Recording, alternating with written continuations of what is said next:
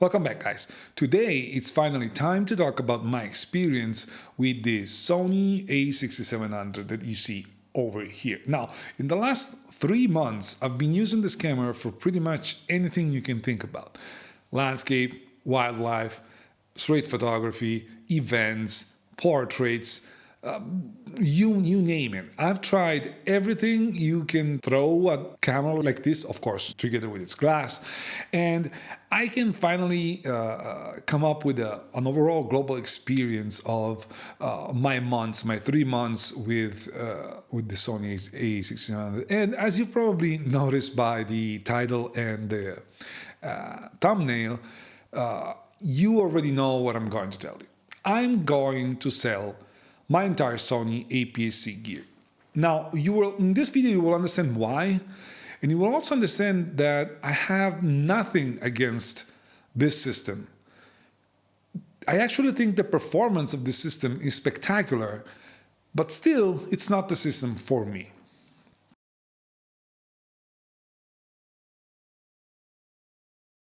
Let's start with the brightest of the areas of this camera, which is the autofocus. Everyone knows that Sony means great autofocus. It's been like that for the last, I don't know, 6-7 years, maybe more than that. And this camera is no exception. The A6700 autofocus is spectacularly good. You can just take for granted that the shots that you took are in focus 99.9% of the time. Yes, of course, while you're shooting wildlife, some of the shots are going to be out of focus, but that's normal. I mean, no one has ever had a 100% hit rate on that. But aside from that, when it comes to portraits, when it comes to events, when it comes to regular stuff, landscape, Sony is spot on. This camera is spot on all the time. Not only that, it's fast, it's silent, I mean, depending on the lens, but if you buy new lenses, that is the case. And even in tracking, it is really good. Now, of course, there's some stuff that I don't like, but it doesn't have anything to do with the performance of the autofocus. It has more to do with the interface. I don't like the interface where you have limited options for your zones. I prefer more what you can do with Fuji, where with one setting you can go from the smallest point to the bigger area, just rotating a dial. With Sony, you need to spend more time with it, and that brings you to just use the wide tracking most of the time just because it works. So at the end of the day, you don't have to make your life complicated by fiddling with settings and all of that. So from an autofocusing standpoint, with the right lenses, of course, with the right first-party lenses, this camera, it's almost flawless. And this is incredible. And it's such a small body. We're going to discuss about the body in a moment, but in such a small body that you see over here, you get a very powerful tool if you're looking for precision. Precision is actually the word that I would use when it comes to this camera.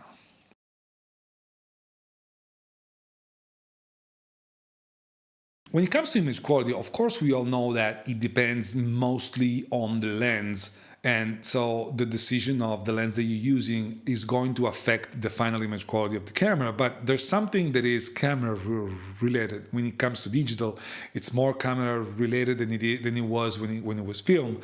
And what we can say about this camera and the sensor is that the image quality is really good. The sensor is sharp. Now, of course, it depends on the lens. If you get a non-sharp lens, this is going to reflect on the sensor, but the sensor is capable of taking very sharp pictures with the right lenses. The dynamic range is really good. The image quality is really good. There's really nothing to complain about from a technical standpoint. The image quality is really good. High ISO are very well managed, so you don't have to worry too much. And the low megapixel count compared to today's standard helps on that, of course. But in general, when it comes to image quality, you can't really complain. And there's plenty of very good lenses available for Sony, whether it's APS-C native or full frame, that will help you get the best out of the camera. So for me, image quality is really, really good. However, it doesn't match what I'm able to get from my Fujifilm cameras. Now, of course, you may say, and you wouldn't be wrong, that I am biased because I've been a Fuji shooter for such a long time. I started with the X100, the first X100. That means 12, 13 years ago? 13 years ago. So I'm a long-time Fuji user. I'm so used to the film simulations, to the way Fujifilm manages their file, their color science, and all of that. So yes, I am biased. But again, it's me. It's my decision. And I wanted to purchase Sony because it's easy to dismiss a system or a camera when you try it for 5 minutes. You won't find right at home, and it's gonna feel weird to you, and you just say, nah, not for me. No, I invested in the system because I wanted to give it a try. I forced myself to give it a try. And despite the fact that I like the precision, as I mentioned before, the image quality you get, it's good, but it's not Fuji level.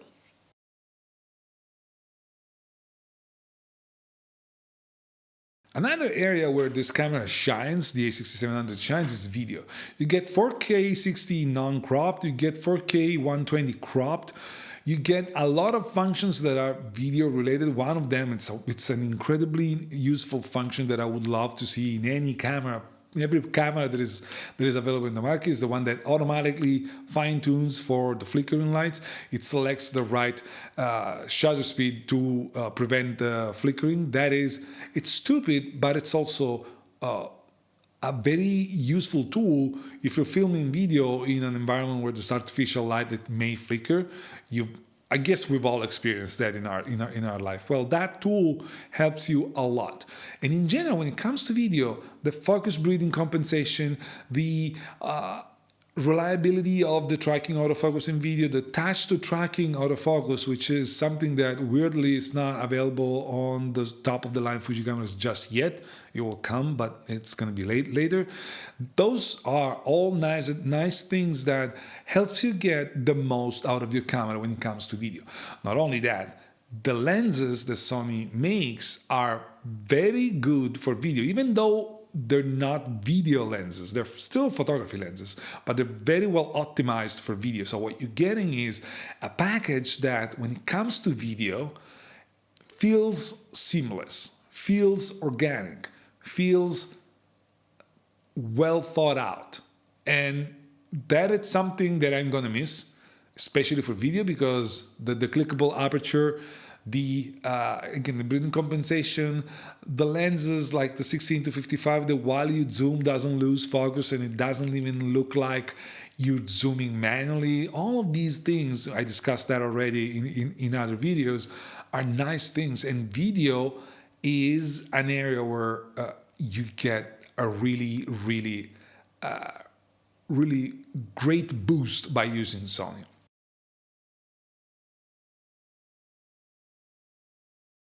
When it comes to the camera body, which is, at the end of the day, which is what we see every day, what we handle every day while we use it, I must say that this camera is small, it's very compact, it's super lightweight. It really helps you reducing your footprint in your backpack. And even the lenses, if you look at the lenses that I've used, the 11 1.8, the 15 1.4, the 16 to 55, the 72 to 350, not so much, but all of them are very compact lenses compared to equivalent lenses in other systems. So compactness is one thing that this camera does great when it comes to the camera body. The brick shape, it's not a big deal for me. I actually like it. I like having my nose free while I'm shooting. This is something that I like a lot, and the grip is really good, although my pinky stays out, but it's a compact camera. The body is a really good body. There's plenty of controls. There's plenty. I love, as I mentioned in my first impression video, this mode dial over here where you can customize 3 settings and they work for video or photo separately. That is a big help. It's a very clever way of doing it. I like the fact that you have 3 dials, one in the front, one here, and one here where you can just adjust your exposure triangle, even if you don't have an aperture ring. It's a very well thought out body. The battery is a very long-lasting battery. It lasts a lot. You know what you're getting when you get the FZ100, I guess, battery from Sony, and it's a stabilized body. And the stabilizer is good. I mean, it's not Panasonic-like, but it's, especially in video, it's better than Fuji, for my experience. So overall, even the body, there's not much to complain about the body. You got all the connection that you need on one side. Yes, the HDMI, it's a small one. Yes, you only have one card slot. Again, it's a very small camera, and it was kind of a given to have this kind of setup. So at this point, you may be thinking, Luca, but why the hell are you selling it? You're saying all great stuff about this camera. Well, let's go to the areas that basically pulled me in another direction.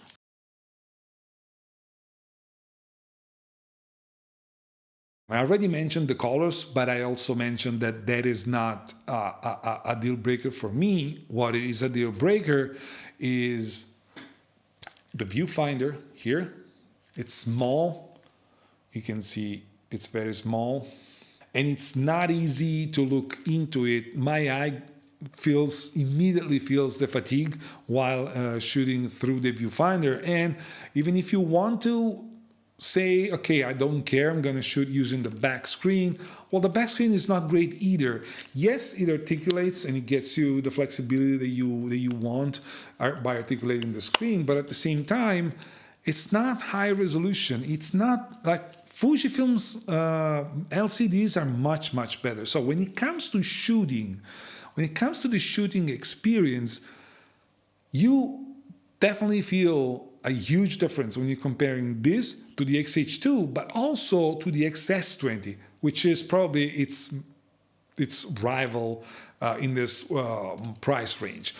You definitely feel that your viewing experience is a lot worse. One other thing is the lack of a joystick. Now, I know I told you that because of the way that the layout is done, I basically rely on the wide focusing area all the time, but I would love to be able to be more precise in where I want the focus to go by using a joystick. This camera doesn't have a joystick, and again, I guess the size is so small that I don't think there was room for a joystick. But from a user experience standpoint, having to click this button over here and then going with this to move your points, it's gonna waste a lot of your time, and sometimes you may miss the shot. So there's three factors combined with the colors that put together just made me think that this camera system is not for me. Now, one other thing that I saw and made me think a lot is that I was finally editing a wedding that I shot in September. I didn't have this camera at the time. I finally had the time to edit it. And that was shot with my XH2 and XH2S. And I realized how lucky I am to have those cameras. Focus basically never missed. The image quality was great. I love the look of the lenses. Even though I told you that the lenses that Sony has are great, I like the look of Fujifilm lenses way more than I like that of Sony's. So it's a combination of factors that basically make me think that I am not inspired by using this camera. It's the word that I would use, it's uninspiring, and it's not meant to be an insult to the camera. It's meant to be telling you what I think about the camera, what it is for me. While I feel inspired using my Fuji bodies, despite their shortcomings, I'm not inspired in using this. I was When I had to decide which one to pick, I had to force myself into picking this because I wanted to review the camera, I wanted to test the camera, I wanted to understand whether it was a camera for me or not, I wanted to review the lenses, and so I forced myself into using this. But if I have to deliver something, if I have to get out shooting for my own pleasure, if I have to choose the camera that I want to use without any pressure from YouTube reviews and all of that, I always tend to go towards the Fujis. So at that point, together with the fact that again, it's not a nice shooting experience because of this reason that I told you, it's kind of pointless to keep the APS-C setup that I have. And so that's the reason why, these are the reasons that are basically pushing me to sell my APS-C Sony gear. I'm not saying I don't like Sony. I'm not saying I don't like Sony, this camera. I'm just saying that I like what I have more. This doesn't mean that in the future I may tend to explore the full frame market again. In my past life, I had Nikon D700 and all the best lenses that Nikon had at the time. It was a long time ago. I may explore that market again. It may be Sony, it may be Canon, it may be Nikon. It may be a lot of stuff. I'm always curious. It's just that this system is not for me. And again, this is my choice. This is what I think for me. This doesn't mean that if it's not good for me, it's not good for you. So the one thing that I would always recommend is, if you can, go to the Sony days, go to the Fuji days, go to the Canon days, go to whatever days you want to go and try out cameras and see which one makes you feel better while you're shooting, makes you feel inspired while you're shooting. That may be the right choice for you now, because guess what? It's hard to find a bad camera in 2024. Thank you guys. That's it for today. I hope you understand my decision. Let me know in the comments below if you want to know more, if I missed something, if there's anything else that you want to know, and ciao.